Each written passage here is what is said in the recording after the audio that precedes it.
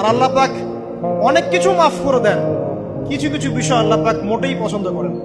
তার মধ্যে একটা হচ্ছে অহংকার, তার মধ্যে একটা হচ্ছে শিরক, তার মধ্যে একটা হচ্ছে অন্যের হক নষ্ট করা, তার মধ্যে একটা হচ্ছে আদম সন্তানকে হত্যা করা, তার মধ্যে একটা হচ্ছে বৃদ্ধ বয়সে ব্যভিচার করা, তার মধ্যে একটা হচ্ছে মুরতাদ হয়ে যাওয়া। ওই যে খ্রিস্টান হয়ে যাচ্ছেন না, খালি মরেন তারপর বুঝবেন, খালি মালাকুল মউত আসুক তারপর বুঝবেন।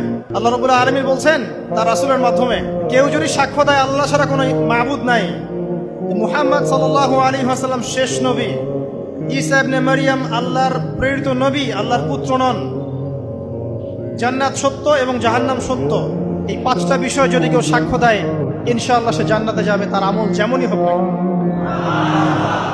টাকার বিনিময়ে, চাকরির বিনিময়ে, সমাজ সেবার নামে আর চিকিৎসার নামে ইমান বিক্রি করে ফেললেন, সুবহানাল্লাহ সুবহানাল্লাহ।